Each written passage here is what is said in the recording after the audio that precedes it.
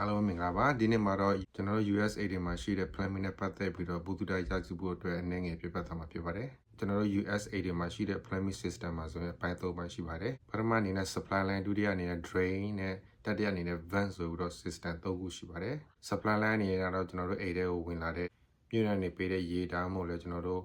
ဒီရေတွေကနေထွက်တဲ့ရေတွေ supply line လို့သိရမှာဖြစ်ပါတယ် drain တွေကြတော့ကျွန်တော်တို့ရေချိုးတဲ့ခွက်ကထွက်တဲ့ရေတွေအိမ်သာကထွက်တဲ့ရေတွေစင်နေရနေထွက်တဲ့ရေတွေကိုဒီ main sewer line စီကိုဆင်းတော့ဖို့အတွက်ဆက်သွယ်ပေးတဲ့ line ကိုကျွန်တော်တို့ drain line လို့ခေါ်ပါတယ် vent တွေဆိုတာကဘာလဲဆိုတော့ vent တွေဆိုတာကဒီ drain line တွေရေစီးဆင်းတဲ့အခါမှာလွယ်လွယ်ကူကူစီးဆင်းနိုင်ဖို့ရန်အတွက်လေမခိုနိုင်ဖို့ရန်အတွက် vent ပါတဲ့အိမ်တွေမှာဆိုရင်အများအပြားဖြစ်ကြတယ်ဆိုစီးဆင်းတာတွေနေကွေးတယ်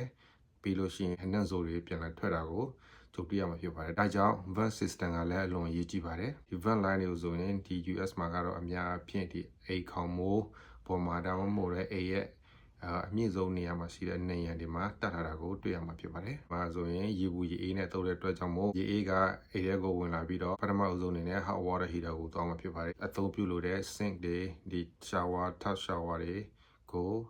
ရေဘူးအနေနဲ့ပြန်ပြီးတော့ပို့ဆောင်ပေးမှာဖြစ်ပါတယ်။အိမ်မှာရေဘူးပေးတဲ့စနစ်ကတော့အမျိုးမျိုးသုံးကြပါတော့။အများအပြားဒီ gas water heater ဒါမှမဟုတ်လဲelectric water heater ကိုသုံးကြပါတယ်။တချို့အိမ်တွေမှာဆိုရင်တော့ဒီ boiler system ကနေပြီးတော့အပူရေဘူးကိုယူပြီးတော့တဲ့အိမ်လုံးကိုရေဘူးပေးတဲ့စနစ်ကိုအသုံးပြုပါတယ်မြို့ရဲ့အပြင်မှာနေတဲ့လူတွေရဲ့အိမ်တွေမှာဆိုရင်တော့ရေတွင်းရေကိုသုံးတော့ပေါ့နော်ရေတွင်းဆိုမှအဝီစီးတွင်းပုံစံမျိုးပေါ့နော်ရေတွင်းကနေပြီးတော့ရေကိုစုပ်ယူတယ်ပြီးလို့ရှိရင်အိမ်မှာပြန်ပြီးတော့သုံးတာပေါ့နော်အပြင်မှာရှိတဲ့လူတွေအတွက်စူဝါလိုင်းနေနဲ့ကြတော့လမ်းမှာဒီ main sewer line တွေမရှိတဲ့အတွက်ကြောင့်မို့အိမ်အနောက်မှာseptic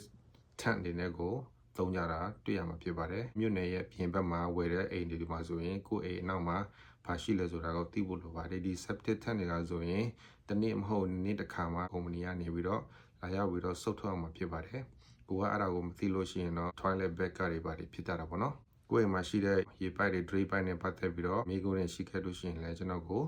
ဆက်သွယ်မြင်မြန်နိုင်ပါတယ်အားလုံးကိုကျေးဇူးတင်ပါတယ်